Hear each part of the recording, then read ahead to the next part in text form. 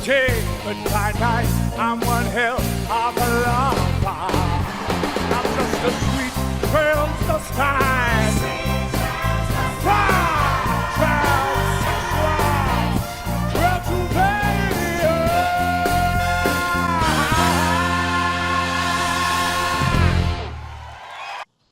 Hello, everyone. I'm Leslie Hoban Blake. And I'm Charles Gross. Welcome to Two on the Aisle. Please like and subscribe to our channel. This channel is playing for this moment the Rocky Horror Show, our review. For anyone who hasn't seen it, and really you haven't, this is an homage to sci-fi horror movies. This couple, Brad and Janet, find themselves in the castle of Dr. Frank Enfooter, who is putting together the ultimate nail, Rocky Horror. Frank Enfooter will bang anything he can get his hands on. That's basically the show in a nutshell. That's it. That's the show. Yeah. I love that plot synopsis. That's the greatest plot synopsis I've ever heard. Actually, I was disappointed. I had to get that out. Yes, I've been carrying that around with me because we didn't do this review for a while. I was so disappointed that they tamped down the Rocky Horror Show. If there was ever a show that was made to have audience participation, it's the Rocky Horror Show. So anyway, it's been changed. We saw it weeks ago. I understand from an article in Theater Mania by David Gordon that they're now rethinking this and they're allowing certain things, not allowing certain things, but you can't tell people how to be at the Rocky Horror Show. It has to be spontaneous. That was the whole thing about it. So here we have a great cast doing the show that so many people know. A lot of people are brand new to it. They don't understand the difference between the people who want to participate and those who don't. But it's participation that everybody wants. At least this everybody wanted. I think we have to remember that Rocky Horror was originally a stage musical in England and then on Broadway. Then they made the film. The film flopped. It was never meant to be an audience participation, but somehow theaters just started showing it at midnight and this whole thing just started. And it's at the point when you see the movie, it's the show that's going on in the theater, not the movie that people are enjoying. And that is, of course, what you're missing. On the night I saw it, however, there were people participating. I asked one of the ushers and he said, well, we don't encourage it, but we don't discourage it. So when we called Janet a slut, she reacted. And when Frankenfooter was singing Sweet Transvestite and he said, Antissa, and everyone was yelling, say it, say it, say it. Well, the good doctor milked it for all it was worth.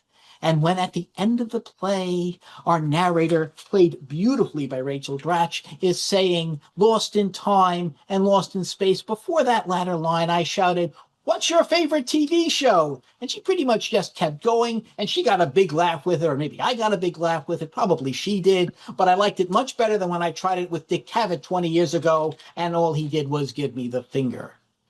I am not a fan of the movie, but I did enjoy this production. Okay. Well, again, I'm older than you are, and I was a fan of the movie. Let's talk about this production, though. There's some really good people in it. You mentioned Rachel Dratch. Luke Evans made a wonderful Dr. Frankenfurter. He's a well-known actor. I didn't know he was a singer as well. And his name is Luke Evans. I should have realized he's Welsh. He can sing. I mean, that goes without saying. But he also looked absolutely fabulous in a corselet, I must say. And I think he is the first Frankenfurter, at least the first one I've ever seen, who has a mustache. But Yeah, that was interesting. getting back to Rachel Dratch, she comes out. She doesn't have to say a word. Between her facial expressions and her costume, it is just hilarious. She's got us from the get-go, and then, of course, she does talk, and she's very good at that. But it's when she steps out on stage, there's a certain magic just to her silence. I wish there were a little more of the magic going on for everybody. I didn't find Harvey Guillen as both Eddie and the Doctor to be particularly. I like him so much from What We Did in the Shadows, but I found him to be extremely sort of non-anything in this. He just didn't have much of a character to me. Whereas Andrew Duran, who's supposed to be bland as Brad, did a good job doing that. Durand was suitably bland, yes. Yes, he was. And Amber Gray, whom we saw as Persephone, was made up to look like some sort of outer space creature, Hey, unborn. outer space creatures in Rocky Horror. Yes, How I odd. know. But she just looked awful. It was a non-specific outer space creature of some kind. Riff Raff is an out of space creature of some kind. Yes, he is. But he was also played by Richard O'Brien, who wrote the show. And he looked like one of these guys. She just has, they just made her, Igorish. huh? He looked Igorish. He looked Igorish. That's a good way. I never knew that, but I didn't know that could be an adjective. That's great. Anyway, Stephanie Sue played Janet, a very athletic Janet. She's about 2 inches tall and all over the place, and climbing up people. She was just wonderful. Juliette Lewis, who played Magenta, was the surprise of the evening for me because I know her as a serious actress and a comedic actress. I know she has a band. I'd never heard it. I didn't know she could sing. Did a fabulous job. On the night that I saw the show, an actor named Boy Radio played Rocky, and I think Boy Radio is a very appropriate name for an actor who is playing Rocky. What did you think of Josh Rivera? He was adorable. He was so pretty to look at. I mean, he really looked like a sweet, he was just looking around and being very sweet, very handsome. I like Sam Pinkleton's direction. I think he really gets Rocky Horror, or at least he gets the Rocky Horror that I enjoy seeing.